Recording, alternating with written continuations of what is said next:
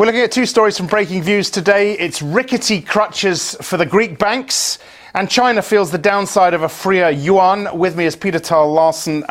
Very rickety crutches, it seems, and crutches that could easily be kicked away.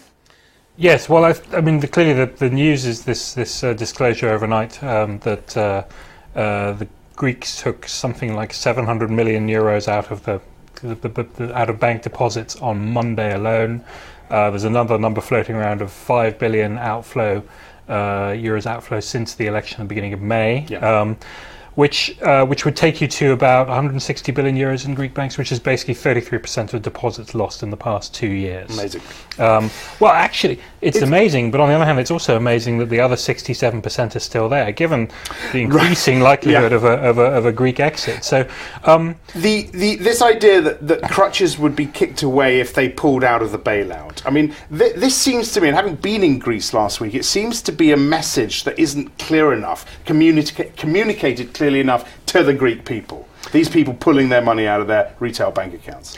Well, and it's obviously a tricky situation because basically Greek banks can cope with a bit more deposit flight as long as there's two things happen. First of all, they get support from the European Central Bank, which they have and they've had for a long time in terms of being able to pledge collateral there. And secondly, more recently, what they've been relying on much more heavily recently is emergency liquidity assistance from the Greek Central Bank, but which once again needs to be approved by the ECB. And the thing is that both of those, and then the prospect of recapitalisation by the bailout fund, which is also there's a pool of money set aside to recapitalise the banks, and that's sort of been put on hold. So you basically have these supports that exist, and you can cope with a bit of deposit flight in the meantime as long as they exist. But if the Greeks vote for a party that says we're opting out of the bailout, we're leaving the euro, then all those struts disappear. And right now, I think polls say 32% to Syriza, the left party that wants out. Yeah, so I think once again but the problem is, how do you communicate that to the Greek people? Right, because the danger is you just make them more scared and you make the problem worse. And they have not got the message clearly. Right. All right.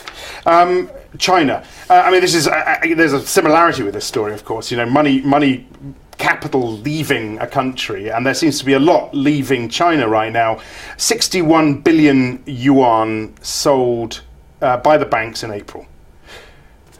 I mean, it tells a story. Yeah, it's interesting that this is kind of the downside of for China of actually dealing with markets. I mean, obviously under a lot of pressure from the US, it allowed the yuan to move a bit, and the expectation was that it would appreciate, and it has appreciated.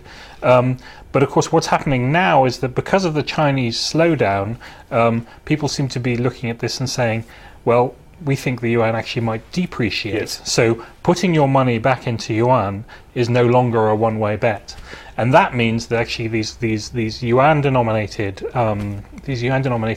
sort of exports and stuff, the money is not coming back into the Chinese system; it's remaining offshore. And so actually that then creates a problem for the Chinese, because they would like the money to come back into the banks to replenish the banks and to stimulate the financial system. But that's not working. It's actually working against them rather than. That's right. favor. And one thing I found amazing is that the turnaround in just 1 month, 61 billion yuan in foreign currency out in April. There were net buyers of 125 billion yuan in March, just a month before. Right. I mean, the switch has happened incredibly quickly. Yeah. And it has, but as I said, it has for a long time. When they started to loosen the trading ban, it was kind of a one-way bet, because you knew it was going to appreciate. So you wanted so there was money flowing in at a point where they didn't really want it. But the danger is that now, when they would actually like the money to come back, it's not going to come. Okay, Peter, many thanks. That's it from us. For more agenda setting insight, watch our US Breaking Views show every day, 12:30 Eastern, 17:30 BST. I'm Axel Threlfall. This is Reuters.